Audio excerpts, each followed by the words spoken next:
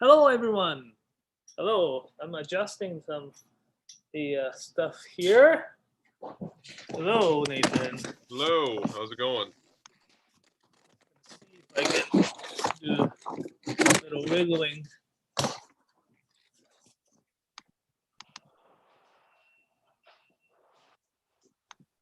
Okay.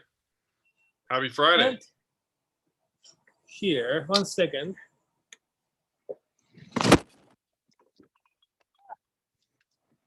I think this is good. And here, can you hear me? Yep. Can you hear me okay? Awesome. Awesome. Welcome. Welcome to the little advanced sharpening class today. I'm just a little struggling. I was just doing a whole bunch of sharpening till a couple minutes ago. So, Yeah, you guys are quite busy right now, hey? well, it's the time of the year, right? We're broadcasting from this our warehousing space, and we do ship quite a bit of stuff here, right? So, anyways, welcome to our dance sharpening class. We have a Nathan on the other side, looking over all the comments. Anyways, welcome to the comments and the stuff on the Facebook and YouTube. So if you have any questions, today I wanted to cover something that the kind of goes back to the basic kind of advanced sharpening, which is to remove chips. For some reason, I did chip my Fujiwara the other day. Oh no. If you can see this, it's small. Oh yeah. Yeah, got a little chewed up there. May have happened when I was cutting apples. Didn't notice. My wife uses this knife as well, but she says that the day I noticed, she said she didn't use it. So yeah, Of course. that's probably me. So, anyways, so yeah, I do want to make a few points as well when I do fix chips knives like these as well, because we do use these wheels to a repair, like do a lot of work, heavy lifting work, I guess, with these guys. And I want to point out that the using these ones, say doing everything by hand doesn't make anyone the better sharpener, for my opinion. You being able to utilize the tools that's available, and making at the edge as for the purpose of sharpness and all that stuff is probably better than the everything, like commit to do everything by hand, because there is the concept, little bit of things going on that the hey, have you sharpened this by hand? And yes, I have, but I use this for some part of the sorry, it's a little bit noisy in the background, but It's like if if a carpenter got a house framer got criticized for using a power drill. It's like, well, you can't imagine a carpenter always using a hand drill when they're building a house. It just makes sense to use a power drill because you're doing the same thing more efficiently. So yeah, those jigs are quite a bit different from, say, a automated grinding machine that you put the knife in and they grind it from both ends to grind them. This still needs lots of manual adjustments.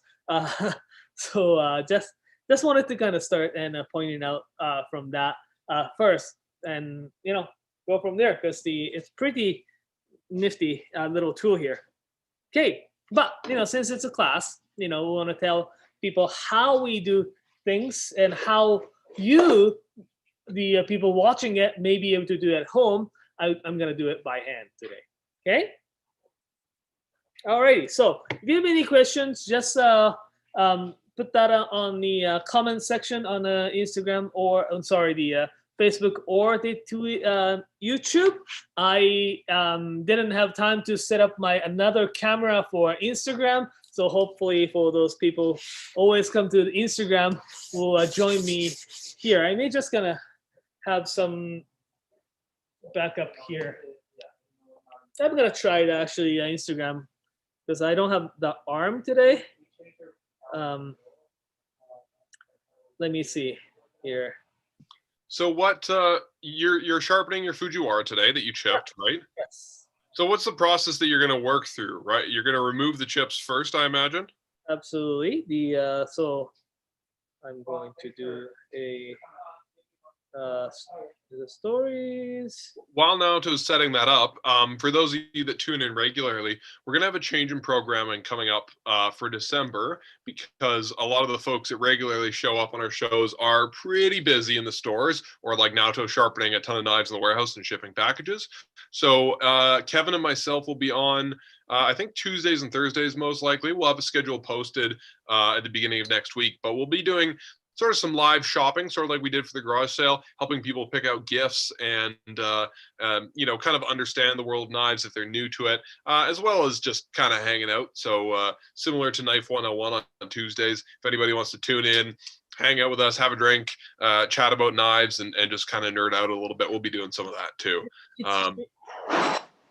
And then your regular host will be back in January when things are a little bit less crazy. Have they changed the app? Hey, yeah, I have not been on. I haven't done Instagram Live in a little bit. I know I haven't either. So I'm like, alrighty. While we're getting set up there, sorry for the delay, folks. Go. Anybody have a question they want to pop in the comments or anything? Yeah. I'm going to just sorry for folks. They can't hear me, but the folks that's usually on the Instagram, sorry, I couldn't figure out how to make it live. So I'm just gonna, we have two formats or the two places that you can watch me do some stuff. So just bear with me. Okay, so here, what I'm going to do today is to try to fix the chip I made on my Fujiwara. I can't remember how it happened, but it's there.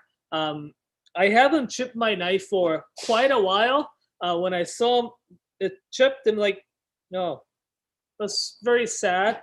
But still, I can fix them, so I'm pretty fine with that.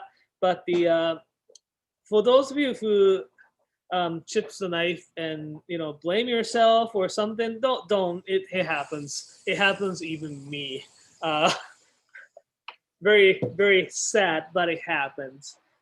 When that happens, just learn how to do it, like watching the video like this, or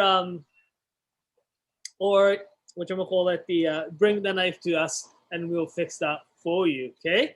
So what I'm going to do is to remove this chip first by putting the this stone here, Sharpening 220.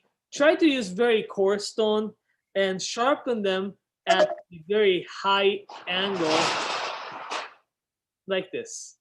Do you see? It's pretty high. It's like a 70 degrees or so.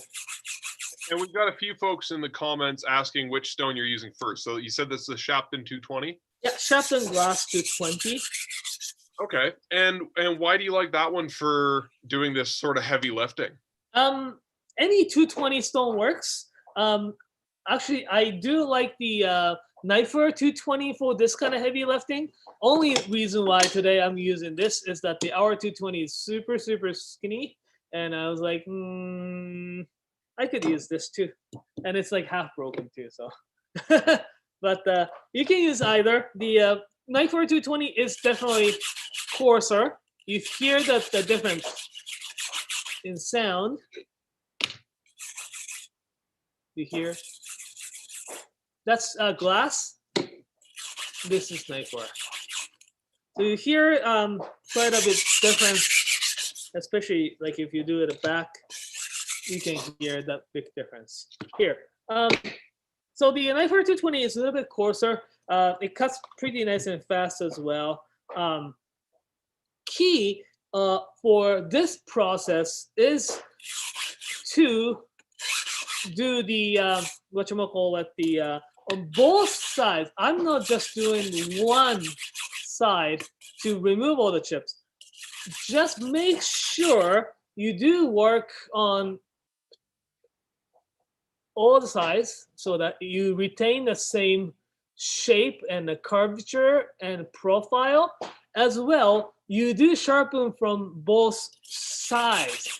So I do one here and I do the other. And Naoto, like for the uninitiated, why would you want to sharpen kind of both sides equally? Because the when it comes to like next step from here is the thinning.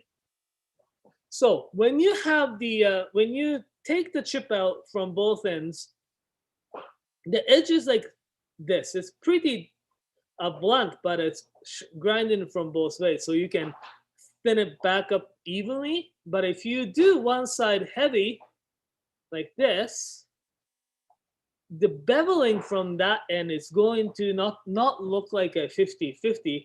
It will look more like a big 80-20 or some sort of the different grind. So I do make sure when I do this step,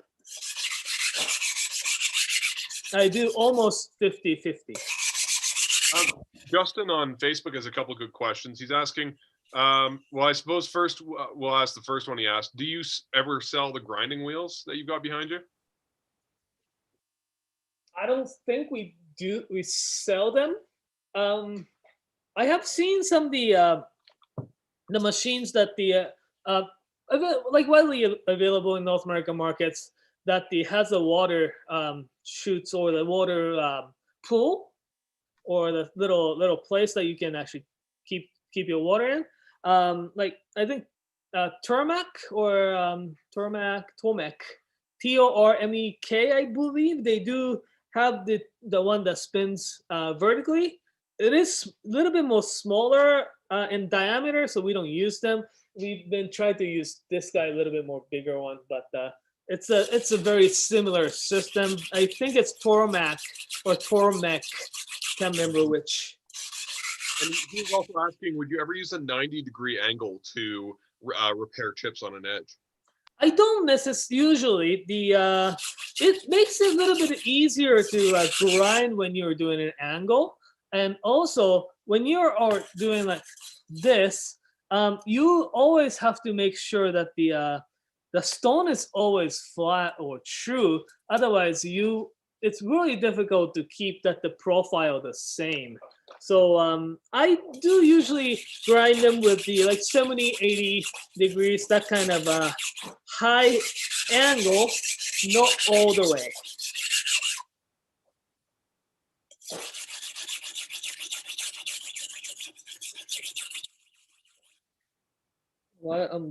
It's almost gone.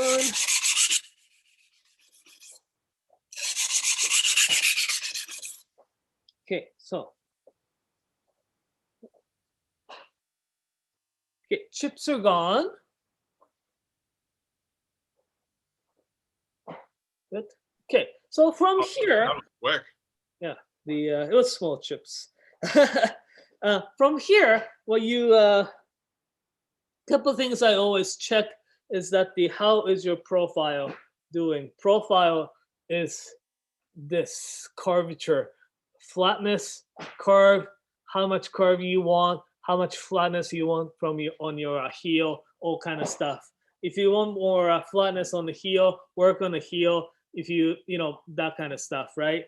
There's like biggest advantage of being able to sharpen by yourself or have courage to get into the sharpening is that you can be flexible as flexible as you want. So do that and see and think about what you want from that knife too. So see the profile and just test it on the wood. See if you want a little bit more rock or not, that kind of stuff. Okay. So I keep my profile pretty good. Like I didn't change much, so I'm just gonna go from here. Next step is thinning. This is the important step. The it's very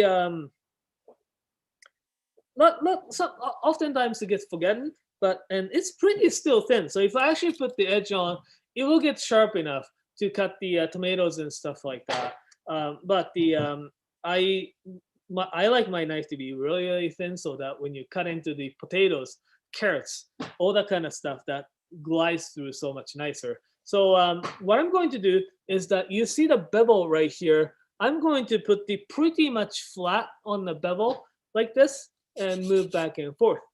There's a key though, because I did remove the little chips along the edge. Edge is a little bit thicker. So what I'm going to do, it's a little bit of trick.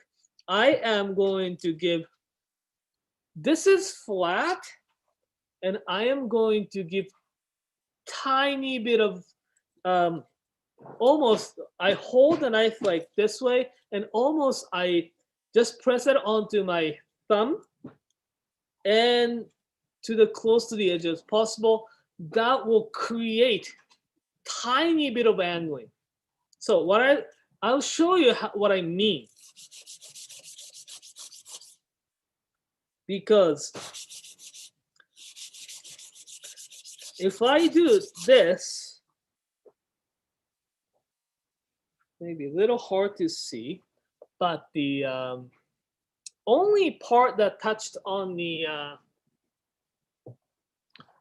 stone here is from my index finger down.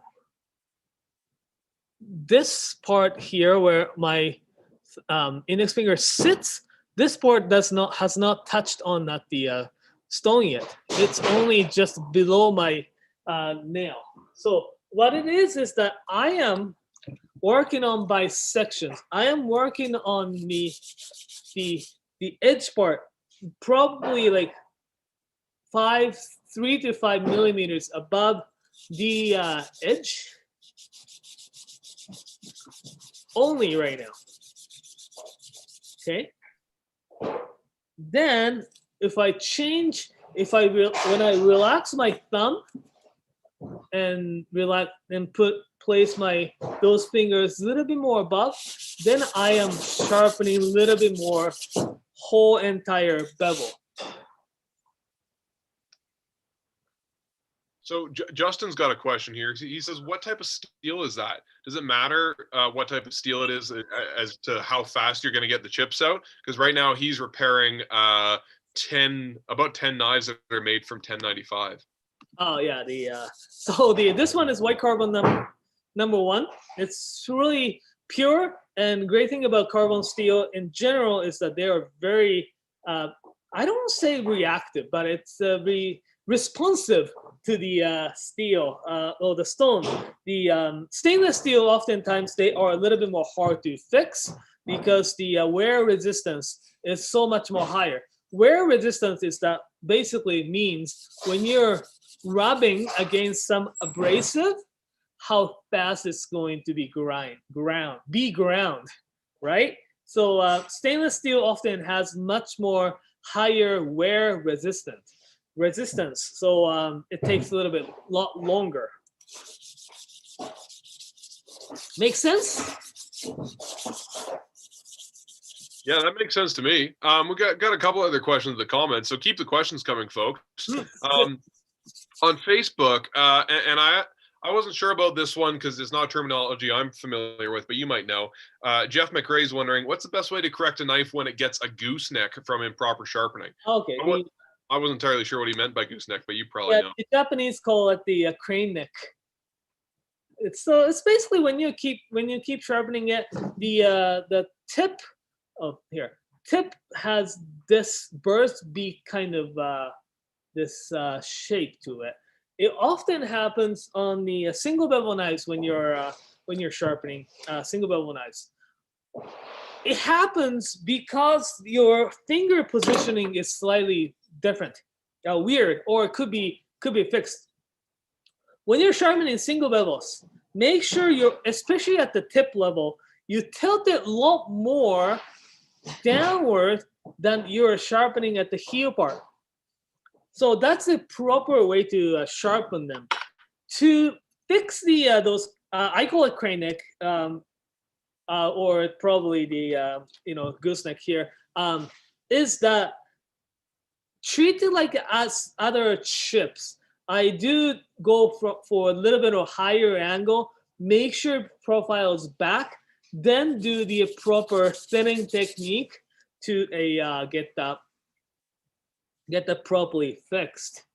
Another thing is that you have to be a little bit careful, is that those goosenecks or the crane necks will happen when the knife is not straight. Because if it has a little bit of bent like this part, when you're grinding, this part gets ground so much faster than the other parts. That causes it. So always make sure to test the straightness before you sharpen. Yeah, that makes a lot of sense. Another question that you're kind of covering, but maybe we could delve into a bit as you're thinning out the knife. So our buddy Trevor on YouTube over here is asking, if you're thinning a knife, do you thin and sharpen as you go, or do you thin and then go back and basically repeat the process to sharpen it? So the sharpening and that's what I was going to cover that too. The thinning it's really hard. The thinning is a part of sharpening. If he means sharpening the difference between the sharpening the koba or the micro bevel and the whole bevel itself, I do sharpen the bevel first, the thinning first, then I give the angle to put we call it the micro bevel or koba at the end. So if you mean by that, yes, I do thinning first. But this is still a part of sharpening, though, the regular sharpening, right? All right, cool. A couple more quick ones. We got a few folks who just have tuned in and are just joining us. So this is the advanced sharpening class that we do every Friday. This is actually probably going to be the last one for the year, and then they'll come back in January.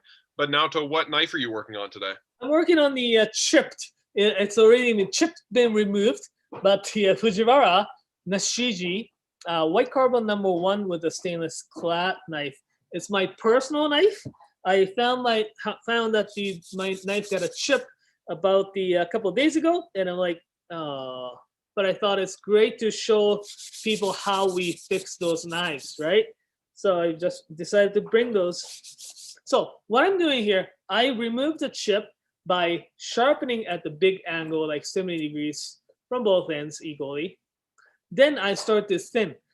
Thinning, I'm doing in a kind of two different parts. One, I grab the knife like this, okay? And when I put more pressure on my thumb here, that will give tiny bit of more angle, tiny bit. Then I press where I want to sharpen. By doing this, I'm just sharpening about the 2 millimeters to 3 millimeters above the edge, but not entire bevel yet. So from here, once I get the proper thinness just along the edge, then I relax my thumb and the whole bevel. Sound changes and the resistance changes, but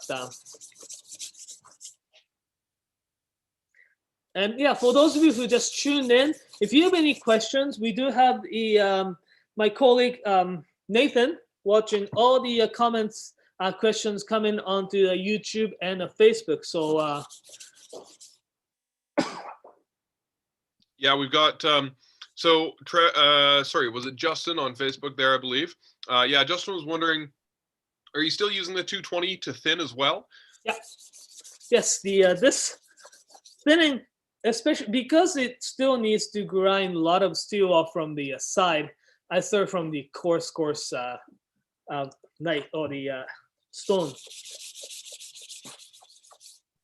And while we're sharpening away and working on this guy, I'd love to hear from the folks in the comments.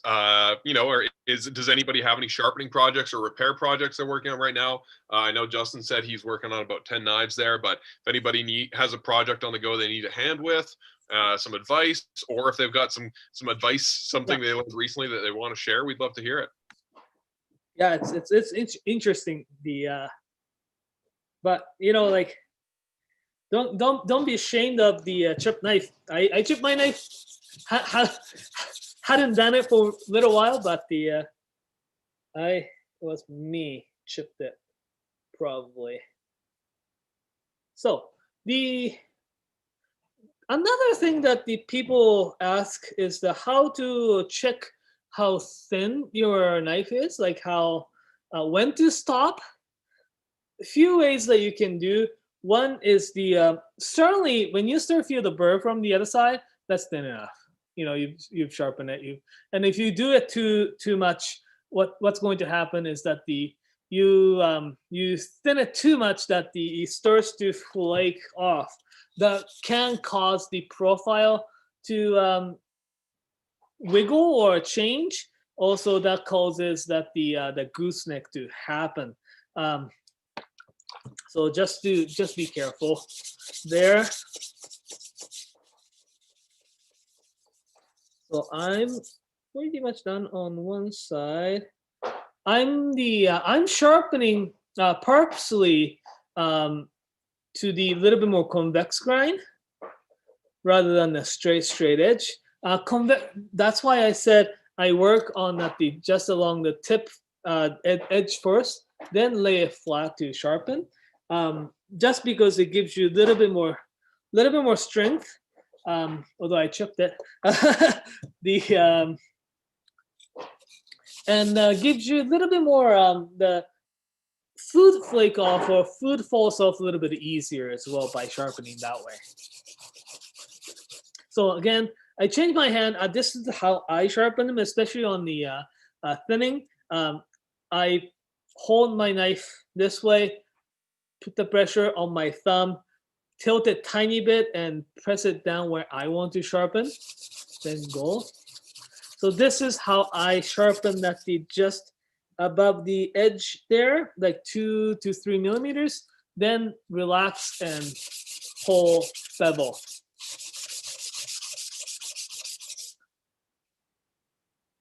Okay. And you're just doing that stronger edge so it won't chip again, I assume? Yeah.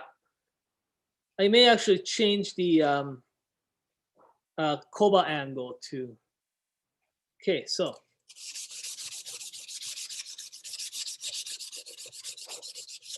So if you have any questions and comments, especially anything, you know, some happy story about the new knife or something. When the next year and when the tax return comes, I didn't go for the knife that I was looking at during the garage sale. Which one? The Sakai O. I'm just doing. Oh, those are really nice. I was tempted by those. Yeah. I'm just doing the comparison on the knife or 220 in the Sharpening. But yeah, very similar. If you have the one coarse stone, that comes super handy. But yeah, I think I'm just gonna wait until tax return, and I'll probably pull trigger on the OUL white carbon #1 stainless clad, forged by Yoshikazu Tanaka, sharpened by Maruyama-san. Yeah, that knife is fantastic. Yeah, that's why it's so good. It's got that cool kind of like, it seems like the edge is a little bit concave to it, so it's just like crazy sharp. Yeah, super thin. We did have one question on the YouTubes. Annabelle is wondering what stones are good to tell what to do with the knife. Like, I think they probably mean what kind of stones are giving you feedback, apart from Kensho 1000. Well, it depends on the type of steel. Like generally, our set, like say our beginner set, standard set, and a complete set, they are it works just for everything, and any sharpening stone will work on any knife steels. One works better than others. Say, for example, our professional series, they work super well with some steels like a VG10 stainless steel, SG2 powder steel that has more higher wear resistant, or the stainless steel that's a little bit more hard to sharpen. Those like professional series are fantastic for that kind of stuff. Where I found the regular knife stones works fantastic with the carbon steel type. So if that was she meant, I there are slight difference, but the any sharpening stones should work, um, should sharpen any steels. It just one's easier than others.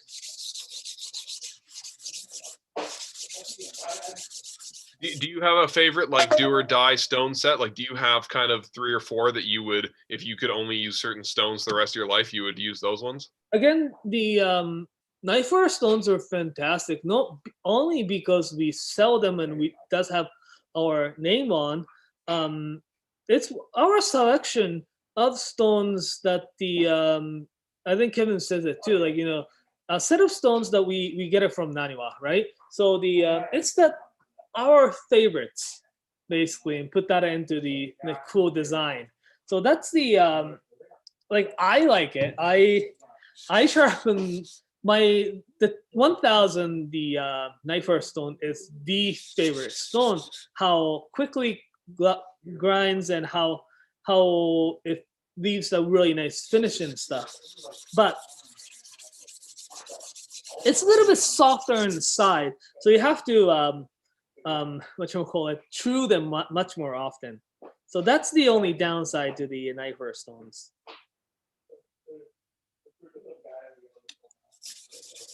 Yeah, I think they're perfect for beginners, and honestly, that's what I use at home because they're versatile. Like that's like you're saying, that's why we put our name on them, is because they're just good, reliable stones that work super well.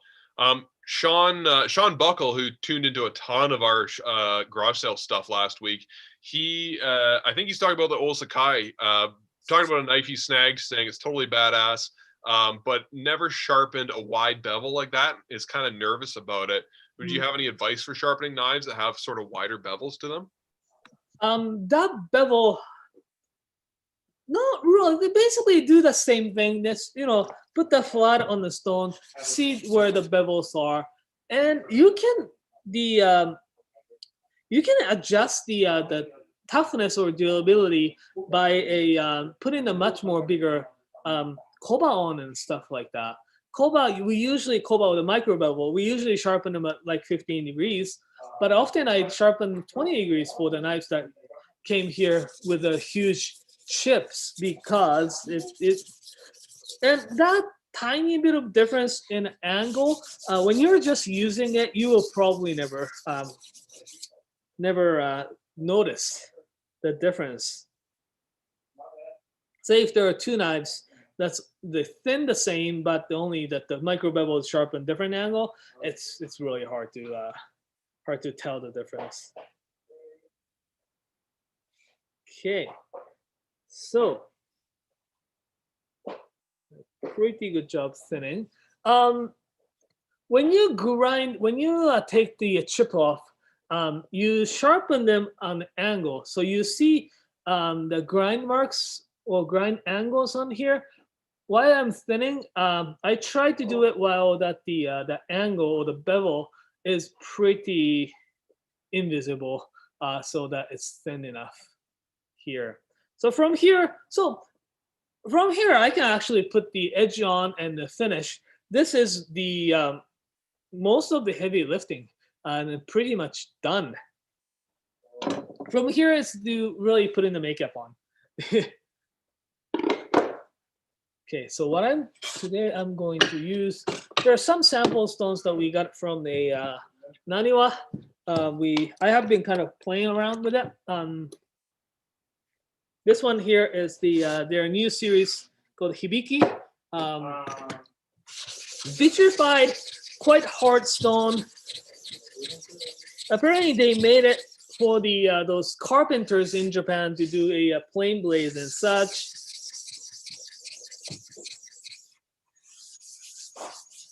I'm gonna chew them really good. Really big advantage of this particular stone here is that because it's and I'll show you a little bit difference. It's fun thing. So after 220, I will put that on the 1000.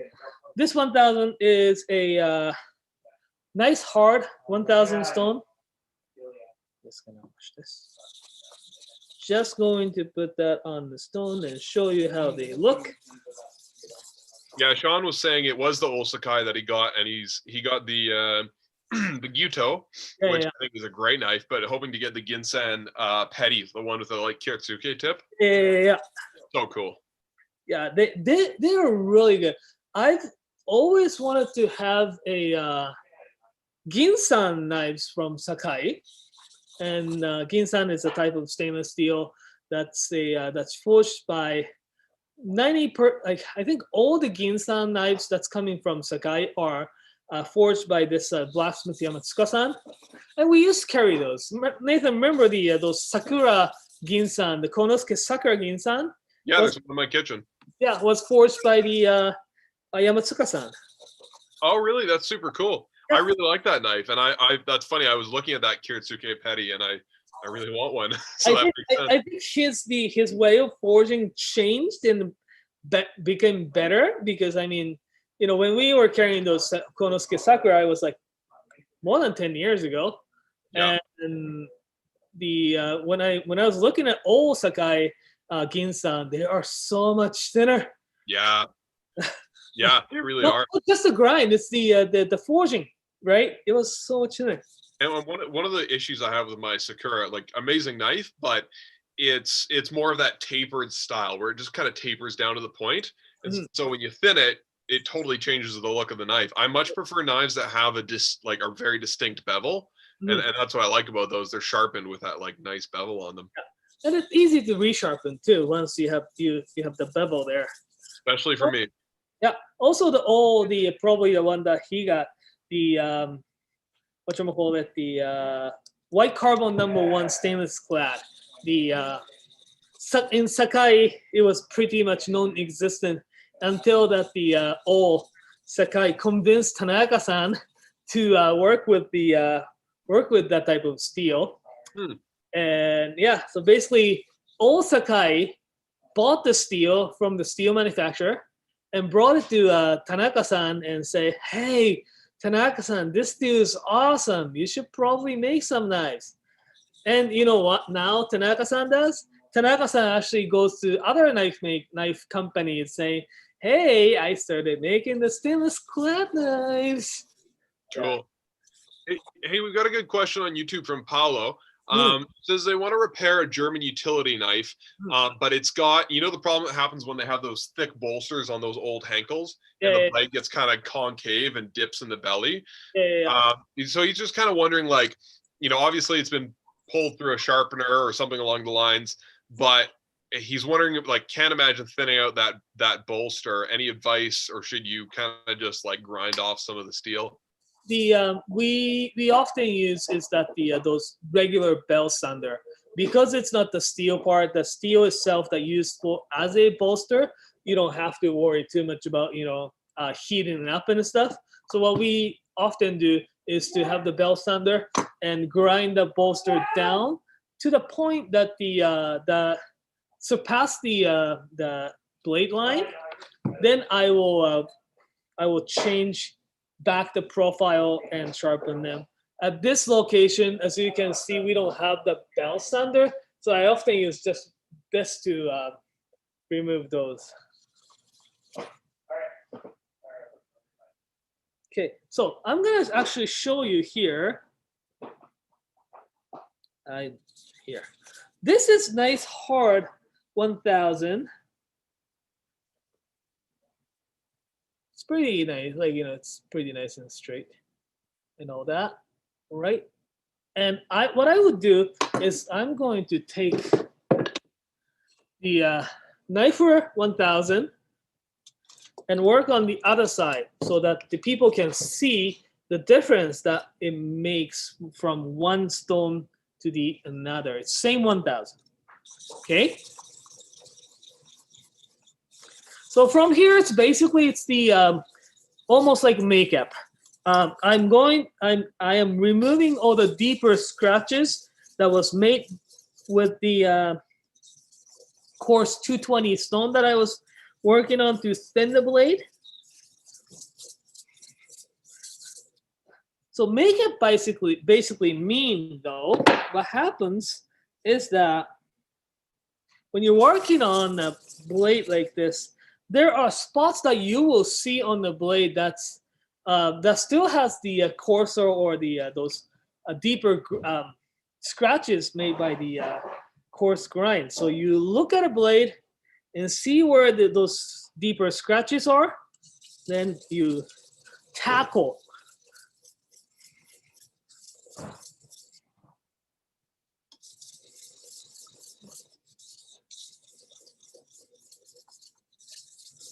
Okay. Okay, we got another question or two here. Yep.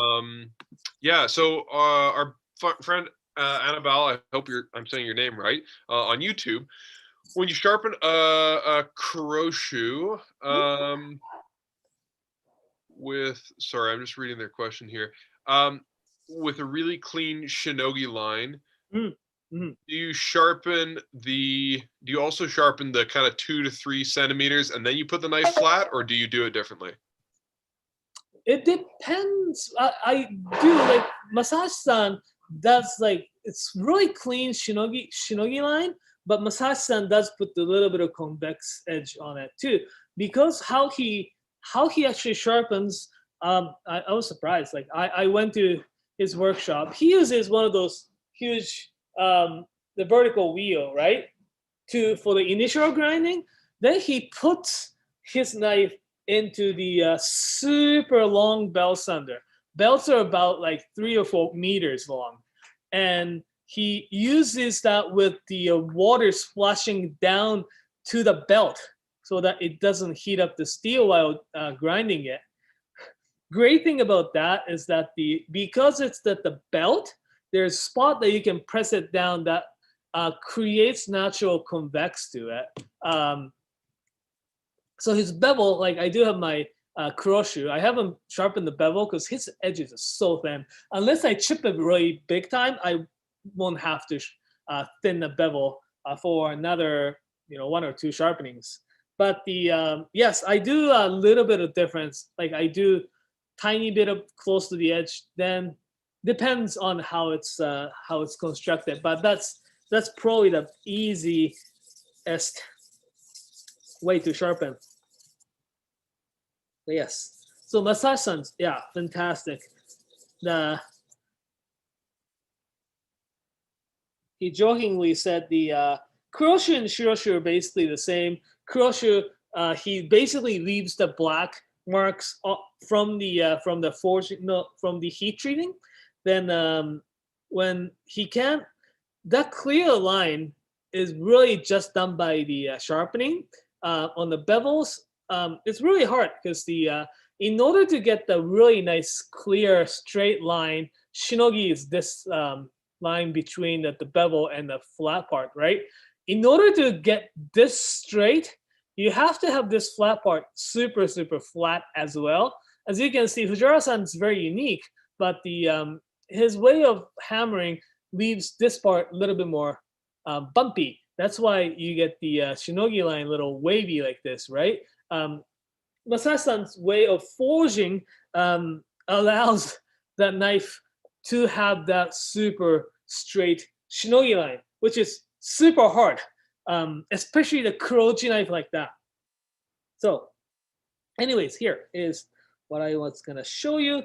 One side is the hard vitrified 1000 called the hibiki.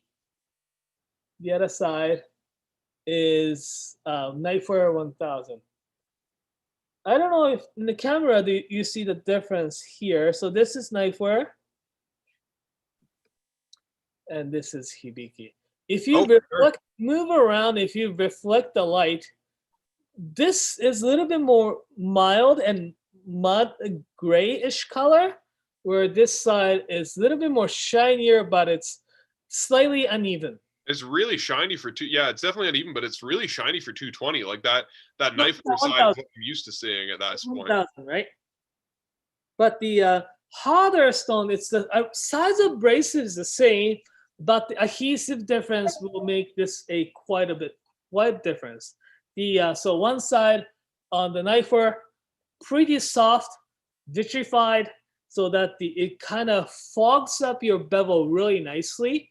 The other one here, the Kensho 1000, Itadaki 1000, as well as this Hibiki, does a little bit more like shinier, flatter bevel to it. So that's kind of good.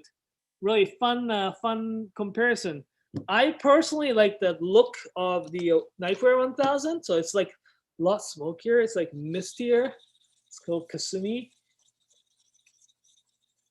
So I'm just going to finish this up with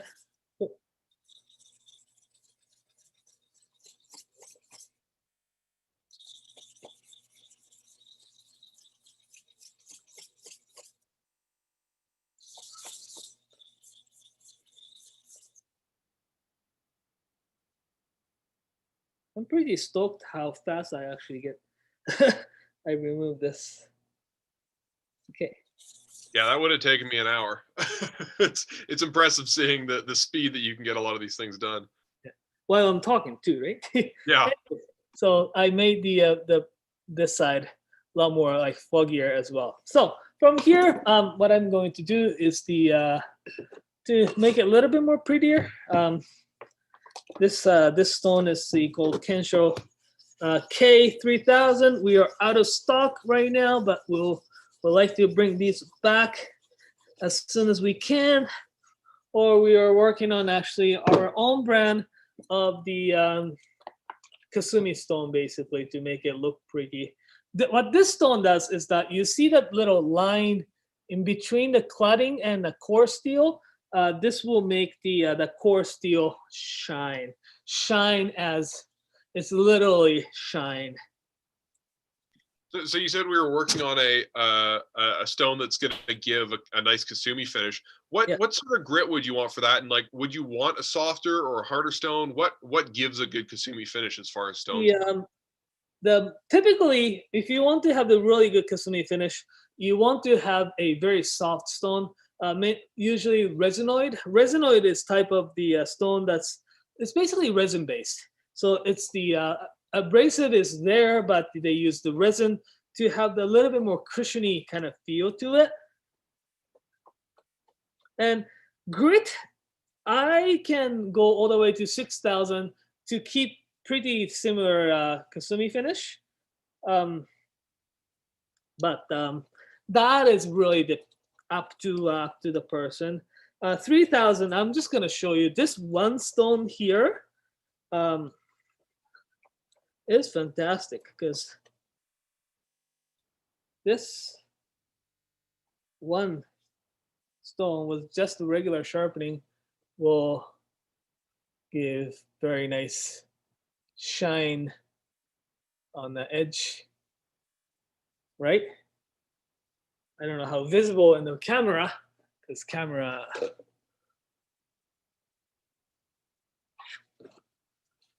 So compare this to this. This is shiny. Okay. Sorry, I got a couple questions here, Naoto. Annabelle's wondering, right now, are you doing a flat edge or pressing a little more on the edge to make it more convex? It's a little bit more pressing down to the edge. Mm. And Sean on Facebook is asking, how do you feel the nanowatt vitrified stones compared to the Kensho Itadaki 1000? The Kensho Itadaki is definitely hotter. That's fantastic stone. The whatchamacallit, the nanowatt vitrified Hibiki is a little bit hotter version of the traditional brown stone that we had before. It's not as quite hard. The Itadaki is great. Itadaki definitely will give you much more feedback on the beveling and stuff like that.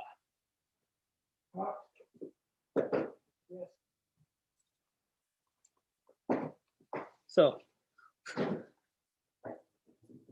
alrighty. Just these here and that there. Before I come up to there. Yep. Alrighty. So here is it's got really nice shine just along the edge. Yeah. Okay. This is really good for this stainless. This stone is fantastic for stainless clad carbon steel. Like if you have Masakagi Yuki, Masakagi Koishi, this is great stone. For my knife, I'm gonna stop here. I want to show you something today because the at the last garage sale we had those fingers. We sold those small Uchigomori finger stones. We only had 24 of those, and it's all sold out. We kept some for ourselves, for our sharpening purposes. But I do have this particular natural stone, rare piece from the Mount Ohira, is very very rare. And what you can do with this is that when you work on the bevel, it will makes really nice, very nice kasumi, and takes off all the smaller scratches as well. So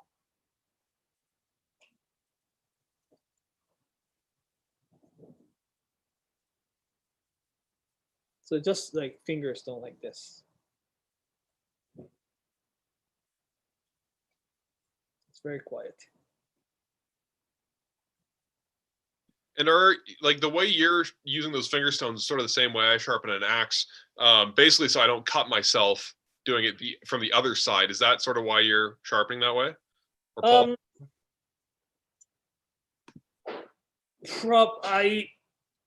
I don't know why. The lots of polishers in Japan, they do it this way, so I decided to do this way.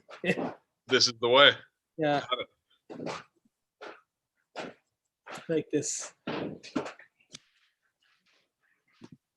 If anybody has questions about sharpening or other stuff, feel free to jump into the comments.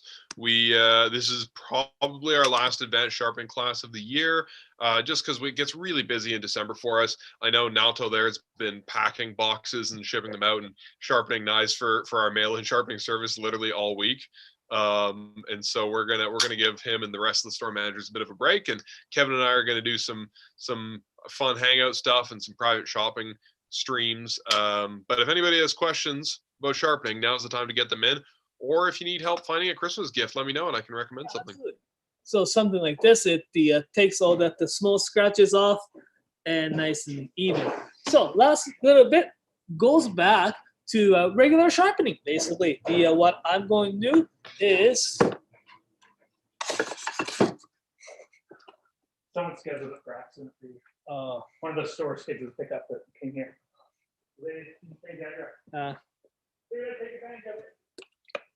Alrighty, so just regular sharpening. If you like to see our regular sharpening class, we do it usually do it on the Thursday evenings. But keep the angle. I usually put that the 15-degree angle. Sharpen them. Once I thin out quite a bit, I don't need to go back down to coarse. I start from something like 1000. Feel the burr from the back side. Sharpen the other.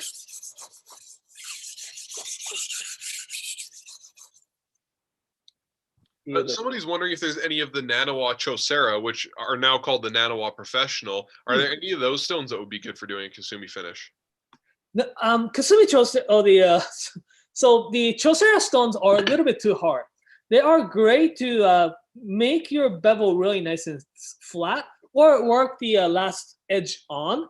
but not necessarily great to put the kasumi finish on. It's just too hard. There are some ways that you could do because I was making the bevel a little bit more convex. If you can make if you can aim for the carbon, the Hagane part just there, you can make it, but it's a little bit more hard. So it's up to you, I guess. If you want to, but it's a little bit more harder. It's okay. So 3,000.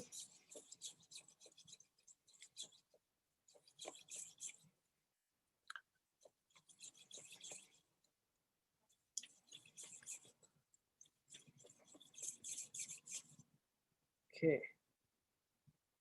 Give it a little bit of burr.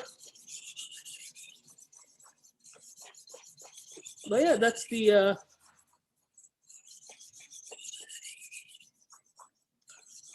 alrighty. So now I've got a question. Do you find that you have certain knives you like to sharpen more? Because I know some knives are sharpened by the blacksmith, some knives are sharpened by a different person. Do you, like, when you're resharpening a knife that's been bought from us, are there knives that you get really excited to sharpen and knives that you're like, oh, I gotta sharpen one of those today? like knives like a Hinora, river jumps, or things like a Mazaki. I like to sharpen these guys because they often do a very similar. Because oftentimes a lot of blacksmith knife makers, they don't finish them on the process that I'm doing right now on various different type of stones. But the Mazaki-san and Hinora-san, especially the father, the higher end lines, he always finished knives on the whetstones like these. So his knives are really exciting to sharpen. The bevels are really clean, and once you put that on the stone, it just touches like. So you have to make sure that the stone is super flat. But when you actually put that on, it's just like it's like right spot on. It's just you can just start sharpening it. Some knives that has quite a bit of bumps on the bevels are a little bit more hard to sharpen, but the overall it's pretty okay. That's interesting. We do have a couple questions on the old Facebook here. Oh yeah, we got a few. So John Cook's got a couple questions. First of all, do you think water or oil is better for using with a sharpening stone?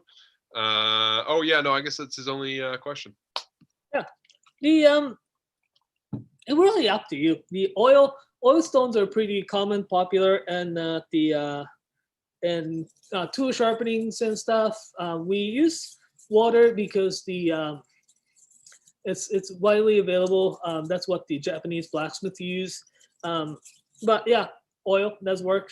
But we like water because you don't have to keep buying those, and you don't end it up with greasy hand. But both works. We're going to get some. We're going to get some of the handy wedge-shaped stones pretty soon for outdoor use, and those ones are either oil or the water. But once you start putting the oil on the stone, though, it's really hard to make it a water stone because it doesn't. They don't mix well, right?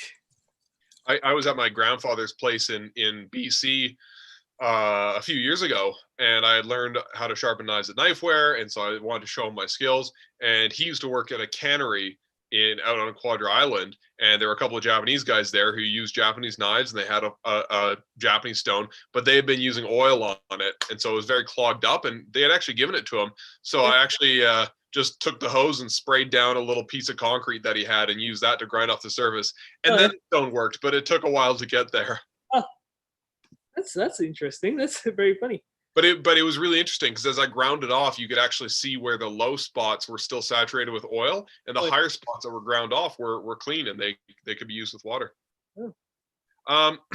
So I was wondering, I missed the beginning, but were you thinning the blade out earlier or sharpening the edge? We were fixing the chips on the blade, and that includes the thinning too. So it was the whole repair, a small repair, but a repair. So it got chips on the blade, grind that off, thinning, polished it, and I just put the last bit of edge on. So now it's nice and sharp, and it's time to go back home with me and be able to use.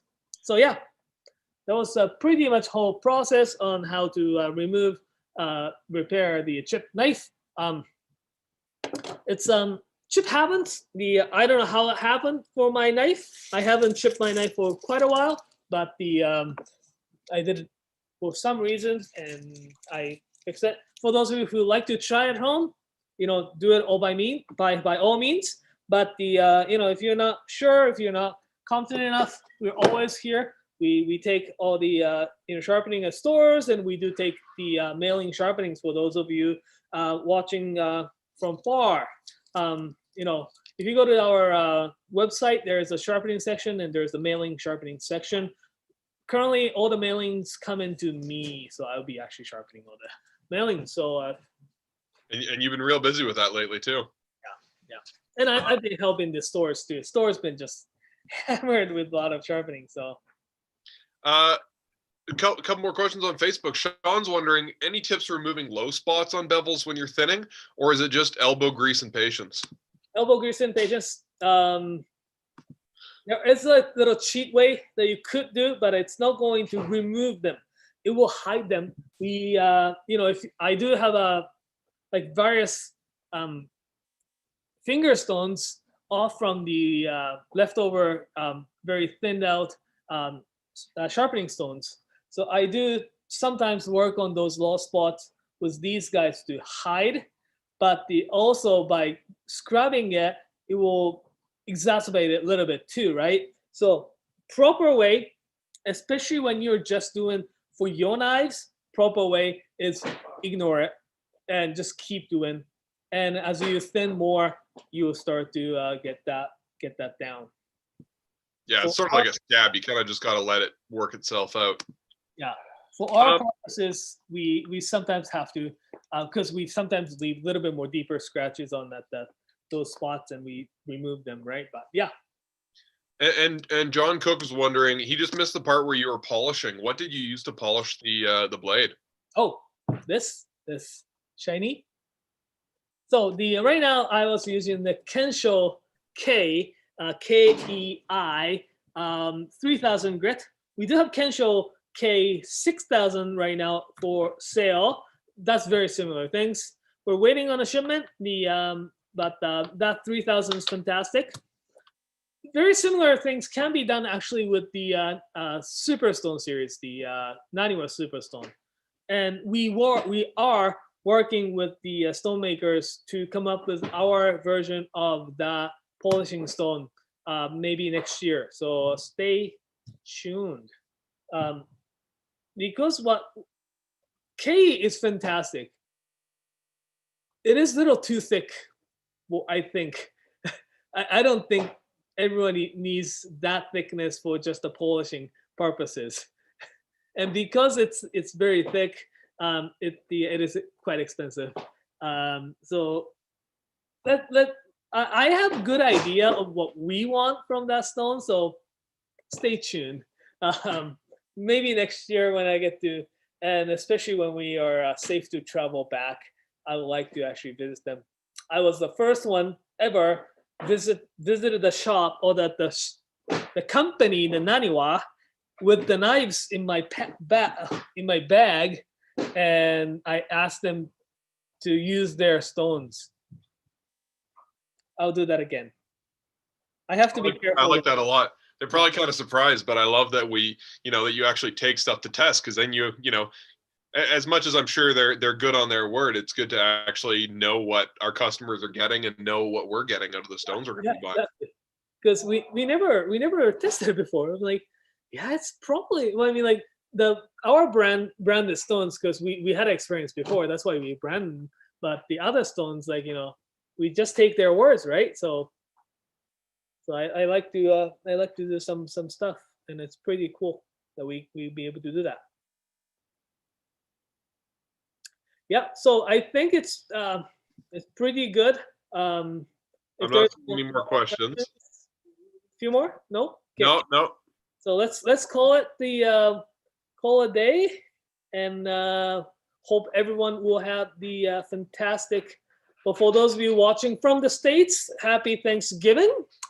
But stay safe out there. It's still in pandemic. Alberta is experiencing quite a bit of a number of infections. Yeah, wear a mask and wash your dang hands. Yeah, and I don't wear masks right now, but when I'm back at the my table, I just put my mask on and everything.